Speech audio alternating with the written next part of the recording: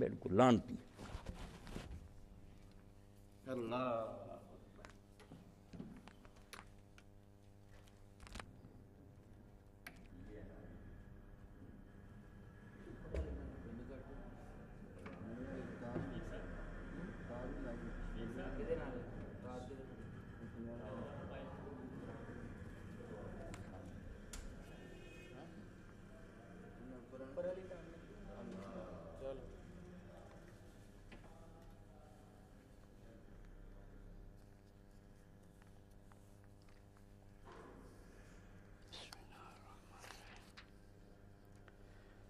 بسم الله الرحمن الرحيم.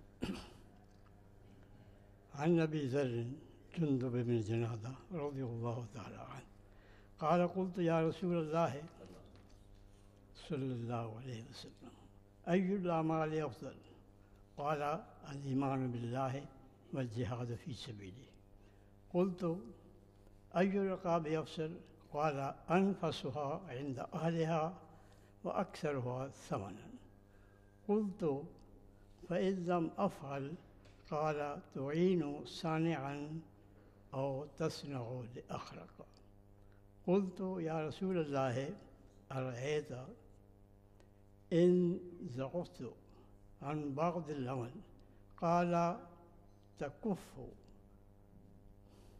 شرك عن الناس فإنها صدقة منك على نفسك. متفق علیہ. یہ حدیث متفق علیہ ہے، بخاری اور مسلم دونوں میں موجود ہے، اور حضرت ابو ذر کی روایت سے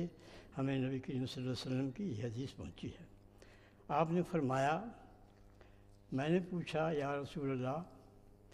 تمام کاموں میں سب سے افضل کون ہے؟ کون سے کام ہے سب سے اچھا اور سب سے بڑا اور سب سے زیادہ اللہ تعالیٰ جس کو پسند کرتا ہے وہ کون سے کام ہے جس کا اجر سب سے زیادہ ہو؟ فرمایا الایمان باللہ ہے،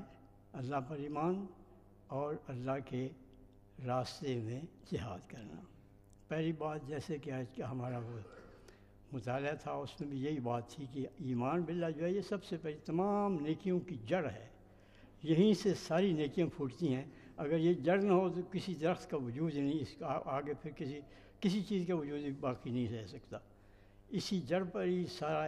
جو ہے وہ سلسلہ قائم ہے، جتنی بھی نیکیوں کا سلسلہ ہے وہ اسی سے نکلتی ہے. تو فرمایا کہ سب سے بڑا کام اور سب سے اچھا کام اور سب سے اہم کام جو اللہ تعالیٰ کے نزدیک جس کی سب سے زیادہ قدر ہے وہ یہ کہ اللہ پر ایمان لائیں ان تمام صفات کے ساتھ جو کہ خود اس نے اپنے کلام مجید میں بیان کی ہیں یا ان کے نبی کے ذریعے سے ہم تک پہنچی ہے. بس جہاد و فی سبیلہ اور اس کے راستے میں جہاد کرنا، یعنی یہ بھی ساتھ فرما دیا. یہ بہت اہم بات کہ ایمان کے ساتھ جہاد کو ایک ہی سانس میں بتا دیا. وجہ یہ ہے کہ اگر ایمان لاتے ہیں تو ایمان کا مطلب تو یہ ہے کہ ہم اللہ کو ایک مانیں، اور صرف ایک مان کے خود نہ رہ جائیں بلکہ اپنے خاندان کو، اپنے ملنے والوں کو اور پھر بالترتیب ساری دنیا کو اس کی دعوت دیں. چنانچہ نبی کریم صلی اللہ علیہ وسلم کو بھی یہی حکم ہوا تھا کہ پہلے وہ ایمان لائیں، اس کے بعد پھر دعوت دیں اپنے خاندان والوں کو، پھر ساری دنیا کو، پھر للناس نذیر للعالمین بشیر للعالمین، ساری دنیا کے لیے آپ کو بشیر و نذیر بنا کے بھیجا گیا. تو اس سلسلہ میں ایمان کے تقاضے کے مطابق پھر جہاد فی سبیل اللہ کرنا ہوتا ہے کہ اللہ تعالیٰ کے راستے میں جہاد، اس کا جو حکم ہے اس کو نافذ کرنے کے لیے، اور جو نیکیاں پھیلانے کا اس نے حکم دیا ہے ان کو پھیلانے کے لیے، اور جن برائیوں سے اس نے روکا ہے ان سے لوگوں کو روکنے کے لیے، اور اس نظام کو قائم کرنے کے لیے جو اس نے پسند کیا ہے انسانوں کے لیے. ارسل رسولہ بالہدی ودین الحق لیظہرہ علی الدین کلہ، تمام دینوں پر غالب کرنے کے لیے جو اس نے دین بھیجا ہے اس کی اشاعت کے لیے، اس کی نشر و اشاعت کے لیے اور اس کے غلبے کے لیے. وہ تو ایسے نہیں ہوتا، کچھ لوگ تو ویسے مان جاتے ہیں اور کچھ نہیں مانتے، وہ واقعے سے مزاحمت کرتے ہیں. مزاحمت نہیں کرتے بلکہ مخالفت کر کے اس آواز کو بند کرنے کی کوشش کرتے ہیں. تو ان کو روکنے کے لیے پھر جہاد کی ضرورت ہے. جہاد کے بھی کسی ایک سے طرح کا نہیں ہوتا. جہاد زبان سے بھی کیا جاتا ہے، جہاد مال سے بھی کیا جاتا ہے، جہاد جان سے بھی کیا جاتا ہے. اور آج تو جہاد کے جو میدان ہے اور زیادہ وسیع ہو گیا ہے، کیونکہ آج ذرائع رسل رسائل اور نشر و اشاعت جو ہیں وہ بہت زیادہ بڑھ گئے ہیں، تو اس لیے آج بہت اہمیت اس بات کی بھی ہے کہ جتنے ذرائع جو بھی ہمارے پاس ہوں ان کے ذریعے سے ہم وہ جہاد کریں جو اللہ تعالیٰ کے راستے میں جس کو جہاد کہا سکے، اس کے کلمہ کو بلند کرنے کے لیے جو جہاد ہے وہی جہاد ہے، اور وہی اس کے راستے کے لتکون کلمۃ اللہ ہی العلیٰ۔ کہ حضور سے ایک شخص نے پوچھا کہ جہاد کیا ہو گیا؟ ایک شخص اپنی شہرت کے لیے کرتا ہے کہ میں بڑا غازی بن جاؤں اور بڑا مجاہد بن جاؤں، دوسرا کہتا ہے کہ میں مال حاصل کرنے کے لیے کروں، اس میں سے جہاد فی سبیل اللہ کس کا ہے؟ تو حضور نے فرمایا جہاد فی سبیل اللہ اس شخص کا ہے جو اس نیت کے ساتھ کرے کہ اللہ تعالیٰ کا کلمہ بلند ہو اور دوسروں کے کلمہ جو ہے وہ نیچے ہوں، اللہ تعالیٰ نے جو دین بھیجا ہے وہ غالب ہو اور جو دوسرے دین ہیں وہ مغلوب ہوں۔ اس لیے نہیں کہ اللہ تعالیٰ کو کوئی اپنی جو ہے اس سے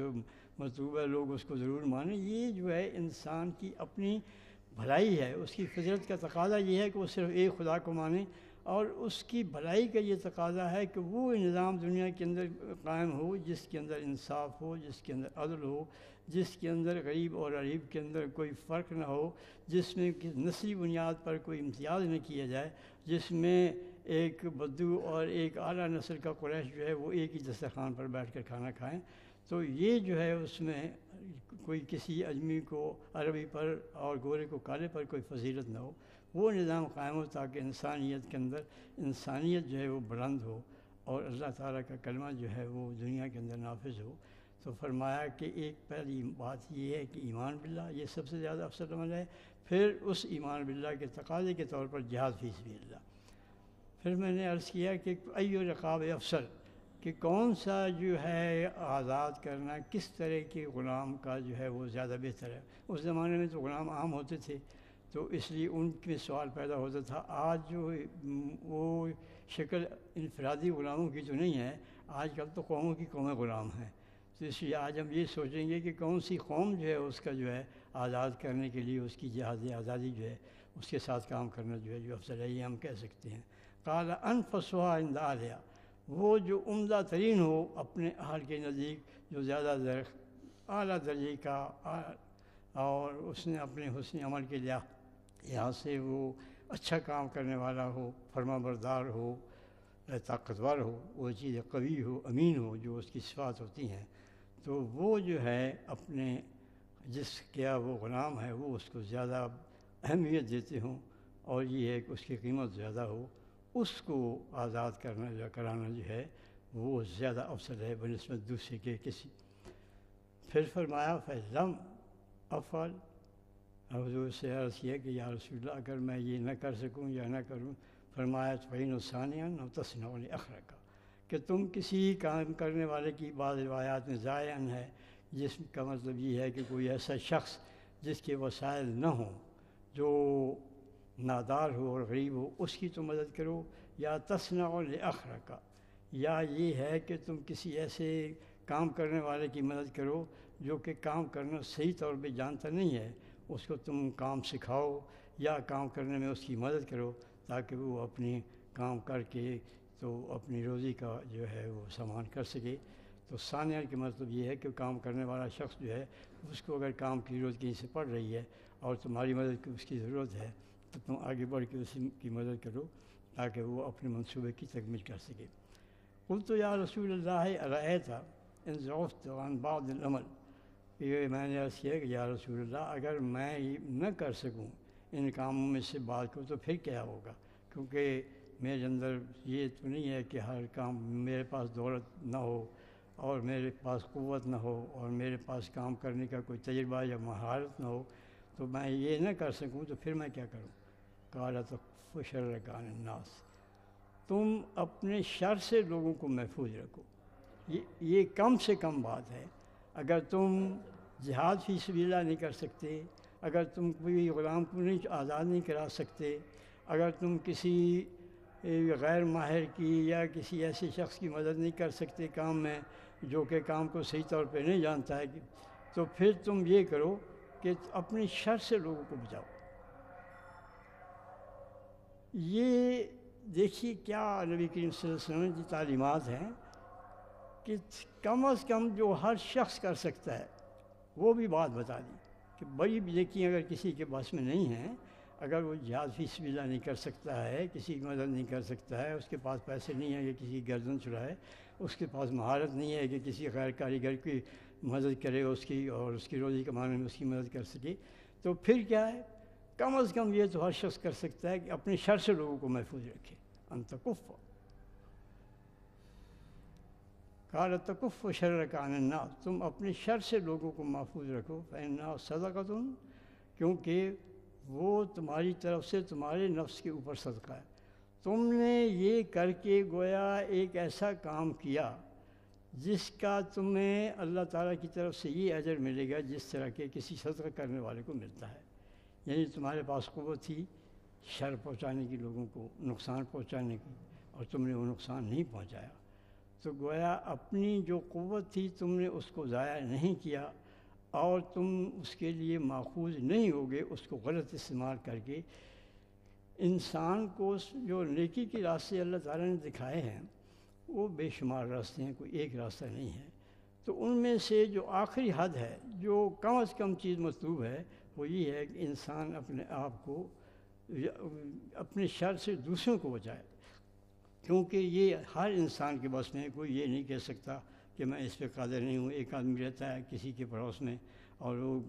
جانا شروع کر دیتا ہے اور اپنے ڈک لگا دیتا ہے، یا اس کے گھر کے سامنے جو ہے وہ گندگی پھیلا دیتا ہے، تو یہ تو نہیں، اس کو تو روک سکتا ہے۔ اسی طرح سے وہ اور اس کی جو ہے وہ اذیت پہنچاتا ہے کسی نہ کسی طریقے سے، تو یہ تو اس کے بس میں ہے کہ اس کو نہ کرے۔ یا یہ ہے کہ اگر وہ کاروباری آدمی ہے تو وہ اس میں اپنی ملاوٹ کر سے تو اپنے آپ کو روک سکتا ہے کہ وہ کوئی غلط چیز جو ہے وہ صحیح چیز کے نام پر نہ بیچے، یہ تو اس کے بس میں ہے۔ تو جو چیزیں اس کے بس میں ہیں اس کے تو وہ کرے، اور یہ اس کا کرنا جو ہے یہ اس کے لیے ممکن ہے، یہ وہ نہیں ہے جس کو وہ یہ کر سکے کہ یہ تو میرے ہاتھ میں ممکن ہی نہیں تھا۔ انسان کا جس طرح کہ خیر کا دائرہ بہت وسیع ہے لوگوں کو فائدہ پہنچانے کا، اسی طرح شر کا دائرہ بھی بہت وسیع ہے۔ یہ نقصان ہم دوسروں کو اپنی زبان سے بھی پہنچا سکتے ہیں، اپنے مال کے ذریعے سے بھی پہنچا سکتے ہیں، اور اپنی اور کئی حرکتوں کے ذریعے سے بھی پہنچا سکتے ہیں، لیکن ان کسی چیز سے بھی جب ہم اس کو نقصان کو نہیں پہنچائیں گے تو پھر گویا یہ ہم اپنے اوپر صدقہ کریں گے، اور اپنے آپ جو آزاد جو ہیں ان کو صحیح طور پر استعمال کر کے اللہ تعالیٰ سے اس کا بھی اجر ہمیں ملے گا۔ چنانچہ نبی کریم صلی اللہ علیہ وسلم کے سامنے ایک شخص آیا تو اس نے نبی کریم صلی اللہ علیہ وسلم سے پوچھا کہ یا رسول اللہ، یہ حدیث مسند احمد میں ہے، اس شخص نے پوچھا کہ یا رسول اللہ، ایک عورت ہے اس کی بڑی شہرت ہے، وہ نمازیں بھی بہت پڑھتی ہے اور روزے بھی رکھتی ہے اور صدقے بھی بڑے دیتی ہے، اور اس میں اس کی بڑی شہرت ہے، بڑی عبادت گزار اور روزے دار اور صدقہ گزار، لیکن یہ ہے کہ اس کی زبان سے اس کے جو پڑوسی ہیں وہ محفوظ نہیں ہے، تو فرمایا ہے یہ فی النار، وہ دوزخ میں جائے گی۔ اسی شخص نے یہ پوچھا کہ یا رسول اللہ، ایک اور عورت ہے، وہ اپنی کم، یعنی ظاہر ہے کہ اس سے مطلب فرائض تو نہیں ہے نا، نوافل عبادت اس میں بھی کم ہے، اور روزے بھی نفلی جو ہے وہ کم رکھتی ہے، اور صدقات بھی وہ اس طرح نہیں دیتی جس طرح کہ وہ پہلی عورت دیتی ہے، لیکن یہ ہے کہ اس کے پڑوسی جو ہیں وہ اس کی زبان کے شر سے جو ہیں وہ محفوظ ہے، تو فرمایا ہے یہ پھر جنہ، وہ جنت میں جائے گی۔ اب یہ دیکھیے کیا چیز بنی، اس کی وہ ساری عبادت جو نماز کی صورت میں پڑھتی تھی، لوگ تو فرض پڑھتے تھے، وہ نفل بھی پڑھتی تھی، اور صدقہ میں زکوٰۃ کے علاوہ وہ اور بھی صدقات دیتی ہوگی، اسی طرح سے نفلی عبادات میں اس کا نام تھا اور وہ مشہور تھی اس بات کے لیے، لیکن وہ دوزخ میں اس لیے حضور نے فرمایا اس کی کہ اس کے جو پڑوسی تھے وہ اس کی زبان سے کی شر سے محفوظ نہ تھے۔ یعنی باقی شر تو وہ ایک ایسی چیز ہے نا جو جس میں کوئی بات کوئی تعبیر کی جا سکے، زبان کو بند رکھنا اور زبان اشارہ نہ پہنچانا یہ کیا مشکل بات ہے، وہ یہ بھی نہ کر سکی کہ وہ اپنی زبان سے اپنے پڑوسی کو محفوظ رکھے، فرمایا یا فی النار، وہ دوزخ میں جائے گی۔ اور اگر دوسری عورت جو ہے وہ اگرچہ نوافل میں، عبادت میں، صدقات میں یہ کم تھی، لیکن یہ ہے کہ اس کے پڑوسی جو ہے اس سے راحت میں تھے، وہ ان کو کوئی شر نہیں پہنچاتی تھی، اس کو اذیت نہیں دے دیتی، تو اسے آپ نے کہا جنت نہیں، اس لیے کہ اس نے اللہ تعالیٰ کے حقوق ادا کر دیے جتنے کہ اس کے اوپر فرض تھی، لیکن اس نے اللہ کے بندوں کو اذیت نہ پہنچا کر اللہ تعالیٰ کو اتنا خوش کیا کہ اس کو تو جنت میں بھیج دیا، اور وہ جس نے اللہ کی مخلوق کو، جس کو اسے راحت پہنچانے کا حکم تھا، اس کو تکلیف پہنچائی، اور وہ بھی اپنی زبان سے، صرف زبان کو کام لائی باقی نہیں، تو اس کے لیے وہ اللہ تعالیٰ نے اس کو دوزخ میں بھیج دیا۔ تو انسان کا جو ہے یہ سب سے بڑا کام یہ ہے کہ کم از کم وہ اگر اچھا کام نہیں کر سکتا ہے، اگر لوگوں کی فائدے کی بات نہیں کر سکتا ہے، تو ان کے نقصان کی بات نہ کرے، کیونکہ نقصان کا نہ کرنا جو ہے یہ بھی اس طرح سے بھی معاشرے کے اندر ایک ایسی فضا پیدا ہو سکتی ہے جس کے اندر لوگوں کے اندر خیر اور بھلائی جو ہے اس کا رواج ہو، اور کم از کم لوگ ایک دوسرے کے ساتھ تعاون کریں، ایک دوسرے کی اگر مدد نہ کر سکتے ہیں تو ایک دوسرے کو نقصان نہ پہنچائیں۔ چنانچہ ایک اور حدیث میں